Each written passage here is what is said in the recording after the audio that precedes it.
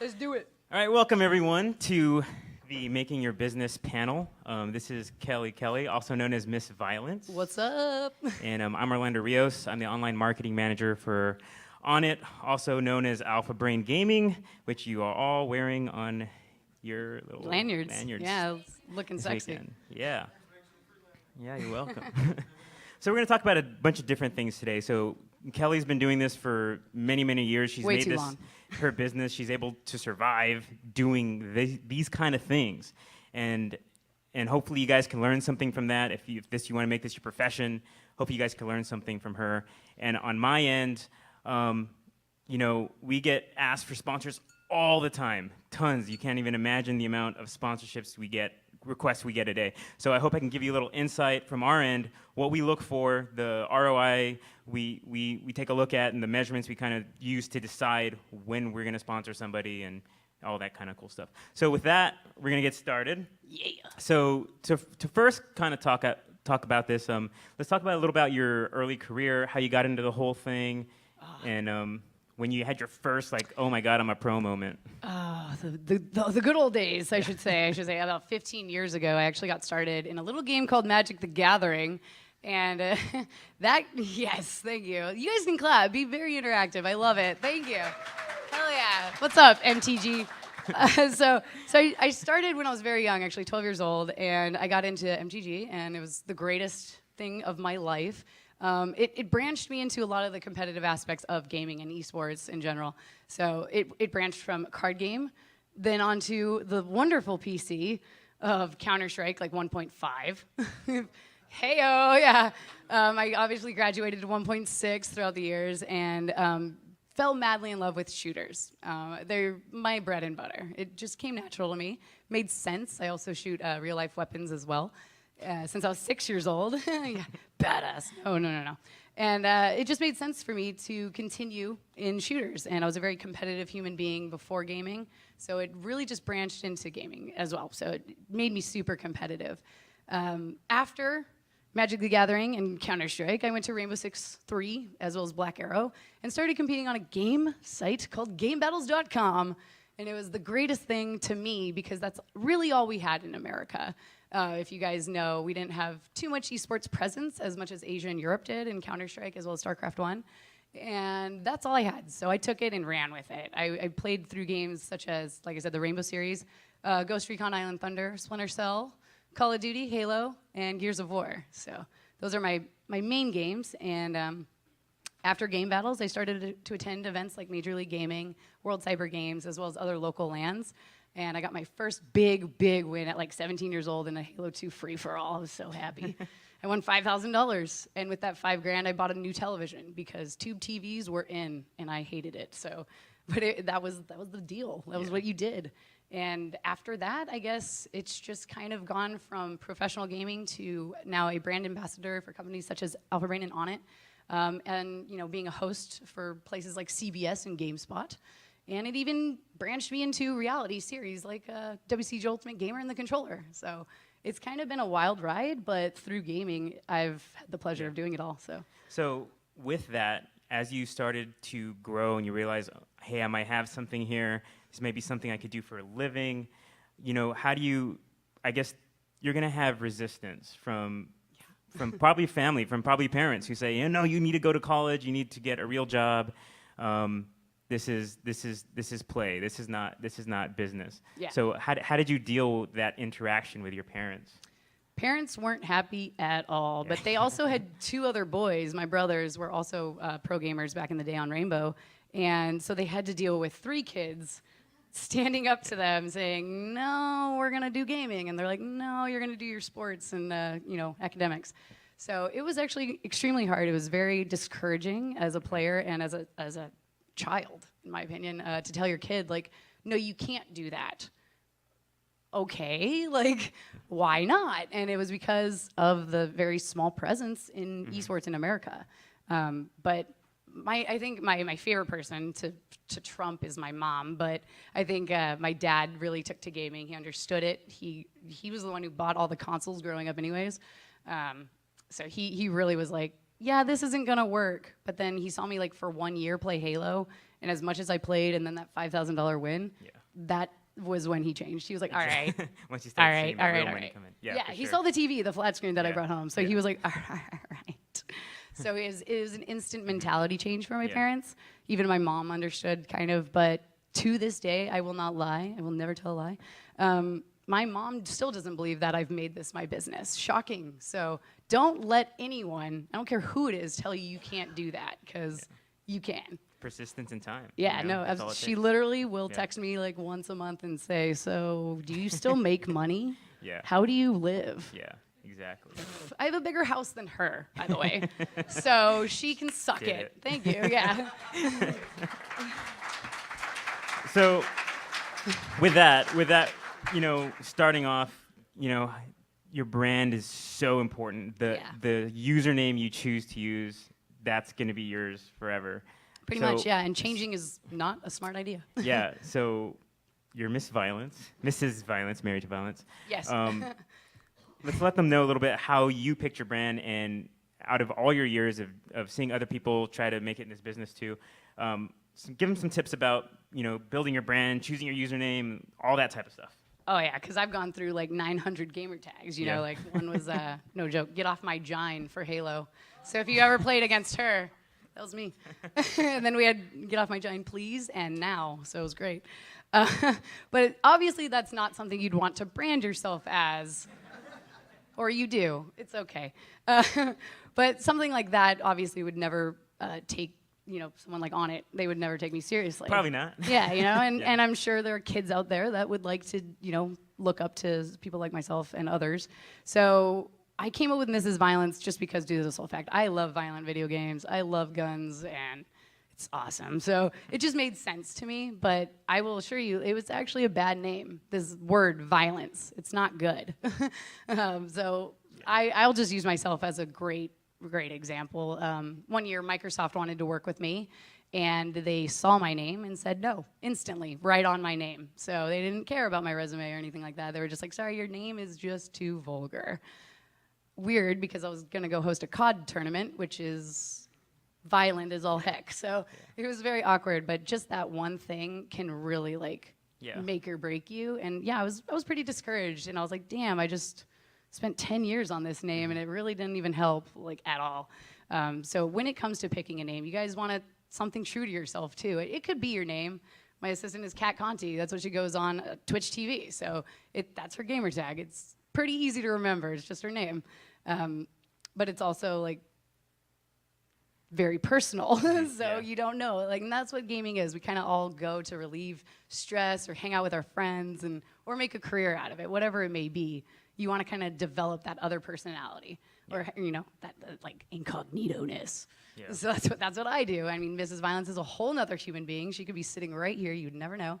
And it's a different like intake of personality for me. So I would suggest finding something that's, you know, appropriate kind of for all ages, because gaming is for everyone. There's no wrong gamer. There's no right gamer.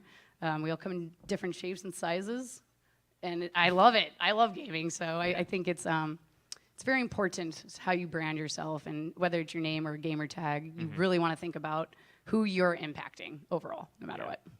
And on that note, I guess probably a lot of people probably wouldn't know where to even start. Okay, you got your brand. Yeah. You know you want to do this. You told your parents, I don't care what you think. Yeah. The most obvious thing to most people is like, oh, let's start getting in tournaments, right? So how do you even get into tournaments? Like, what's the procedure? Well, I started online because that's all we had. We didn't even have LAN capabilities, for God's sake, in the games that I was, you know, choosing to go into. So you would map out like okay, so like let's say League of Legends. If any of you guys are League fans, raise it up for one. For two, it's a really weird process to become a League pro. You actually have to grind a ridiculous ranked system that's against you to be a pro or to be considered pro. For me, that's ridiculous. Why would I play a pub game to prove my pro status, right? So for shooters and stuff like that, I just went through online tournaments and meeting all these cool people on forums and interacting, giving my input to developers as well via forums. But I'd say that's the cheapest and safest route for anyone that wants to get into pro gaming. It would be like check online. there's free tournaments all the time. And you win them, and sometimes people, they're like, oh, well, here's some swag. Okay, well, you just won a free $300 headset, right? Like, there's no wrong to that one, but other than that, I'd say really just check your resources and try and see like what other people have done as well. Ask around, the pros will help you. And I feel like back then they kind of shunned fans because they were the top people in the world in their mind. But now that gaming is just exponentially bigger, we can't act like that, and sponsors won't tolerate that. If any of you guys know, there's just no way. I'm pretty sure you guys would drop me in a second, like if I mistreated any of you, or just blatantly ignored somebody. It's not nice, and I think we're leading into online, interaction and stuff like that. Sure. So, yeah.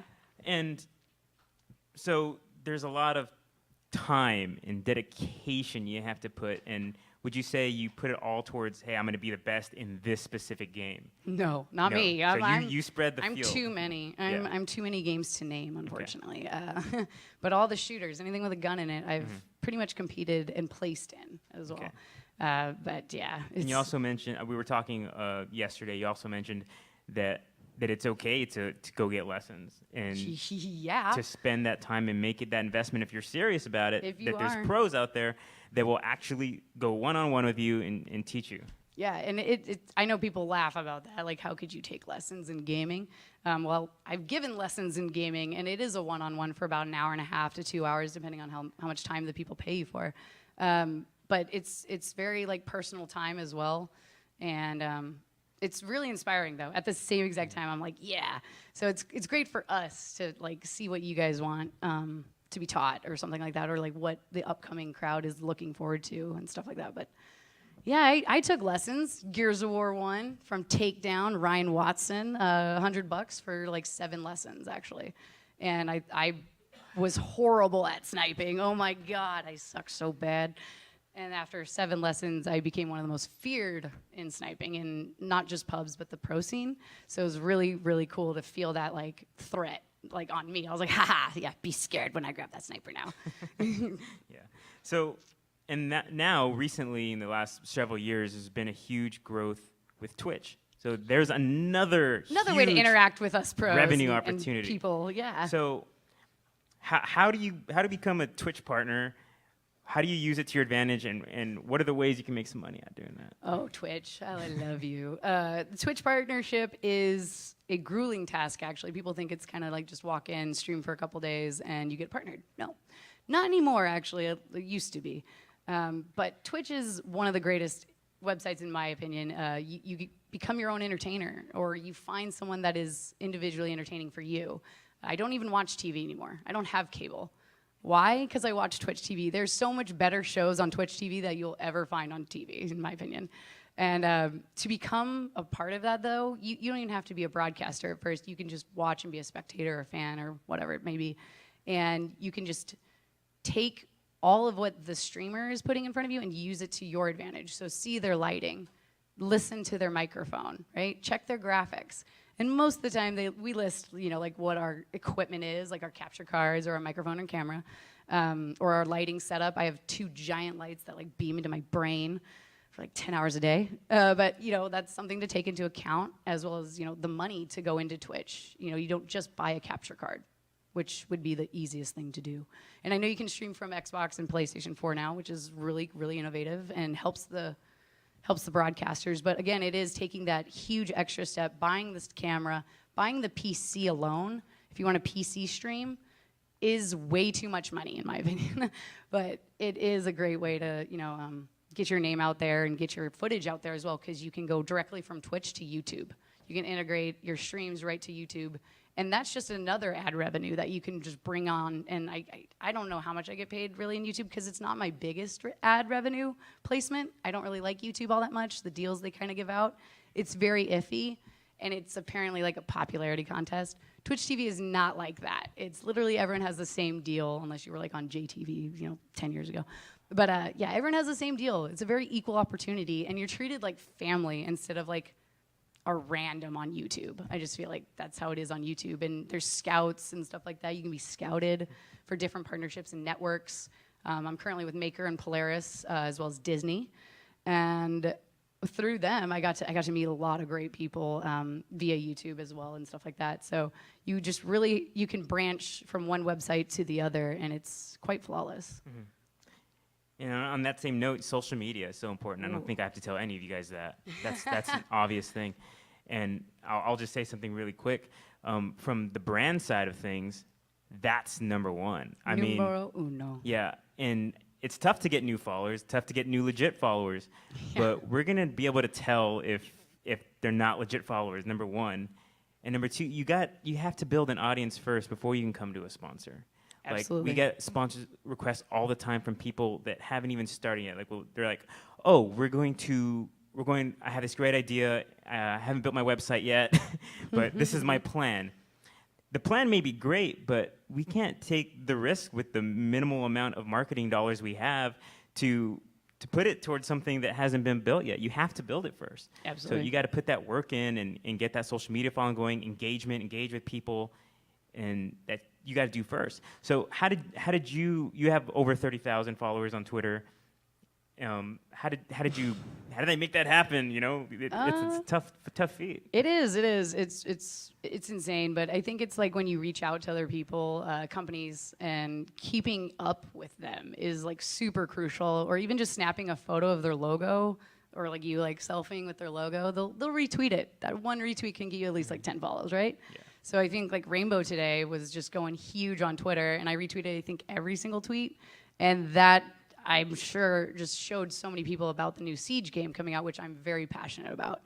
And that's just one thing, like just one retweet or one favorite, one photo. But I guess for me, with Twitter, has been just sole engagement and ignoring a lot of hate. And a lot of people respect for that. But when you flood timelines or you spam, it's probably the worst thing to do if you want to get a follow from your favorite, celebrity or streamer. Like, Michelle Phan is Michelle's a makeup artist on YouTube. She built her empire about 10 years ago when I was starting mine. And I looked to her for inspiration, and she was that person that was like, listen, Kelly, I like you, but don't tweet me that much. And I was like, dang, okay. So I just kept commenting her, YouTube and stuff like that. But that was when I got my like wake up call, like, don't bug them too much. Mm-hmm. There is showing support. And then there's bothering a human being. We are human beings, just like you fine folks. And I would never bother you and nudge you when you're like, hey, just going crazy on them. But that's how we feel it is on Twitter. So always kind of like watch your tweet count, I guess, and your following to follower ratio. I don't know if that even matters. I don't really see it as a care in the world.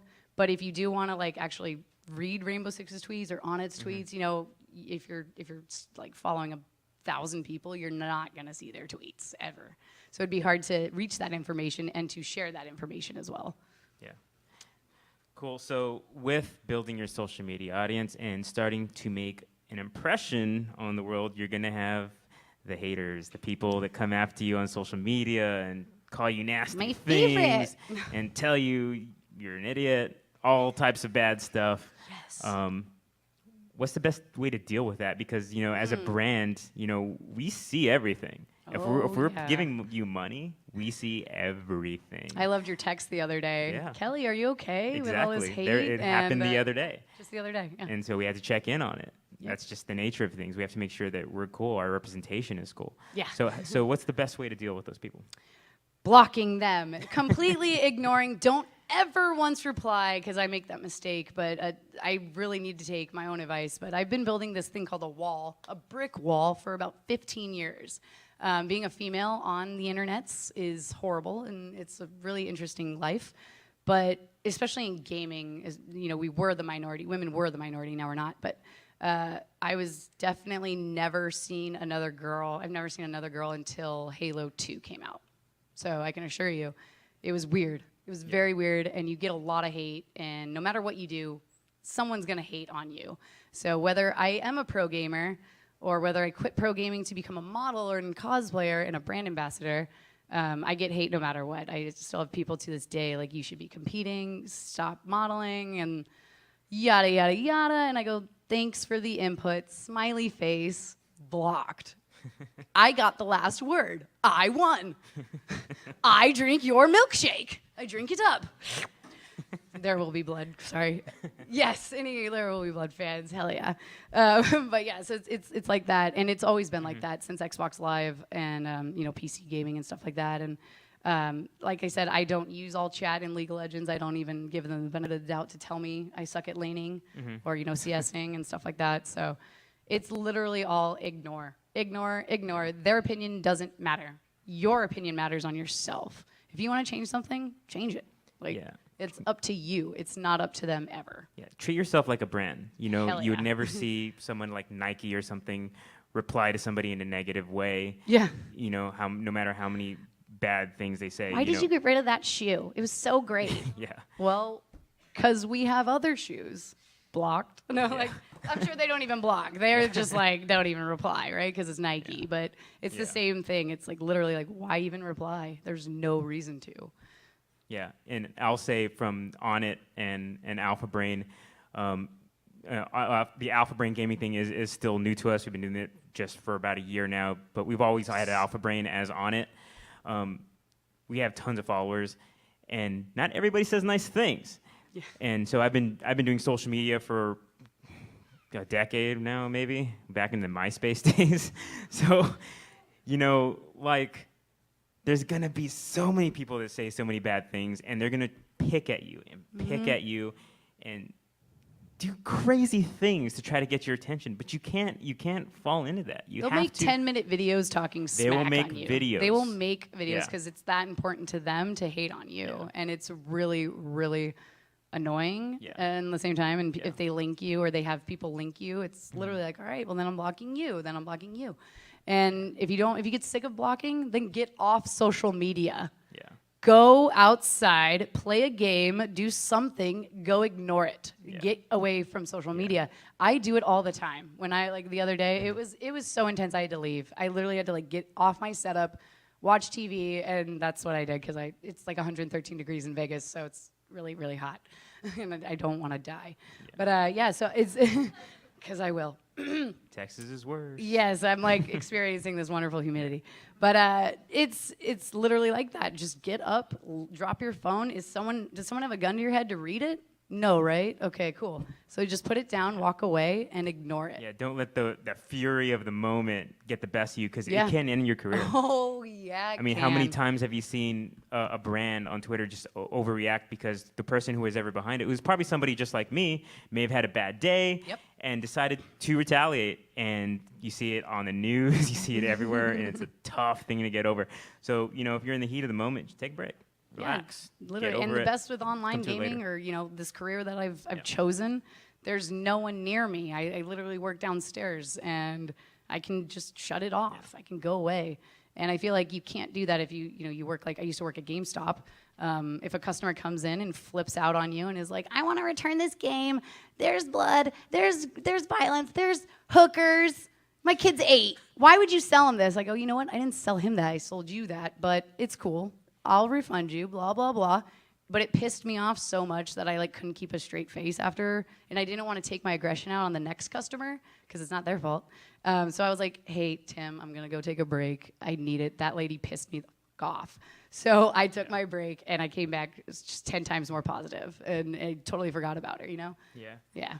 So, once you got all this tightened up and you've come to a point, like I said earlier, you can't just go to a sponsor and try to get money right away. It's most of the time they're going to tell you no. Yeah. Especially in this day and age, we need instant results on stuff. So when you get to that point where you're ready to start going to a sponsors, you've built a little bit of social media following, you have some history they can go back on. When you go to your sponsor, and this is very important, you have to believe in that product. Oh yeah. We can tell when you're just trying to get a paycheck. And that's a serious. And there is companies out there, I'm not going to speak for all companies, but there is companies out there that will just give you a paycheck just because you have a name and a following, and that's it. But as budgets get shrunken, it's we're only gonna sponsor those people that are real. That can only last so long too. Is the fakeness of certain people? It'll only last so long. They'll be like, oh, we'll sponsor you for a year, even if you don't like our product. Yeah. So talk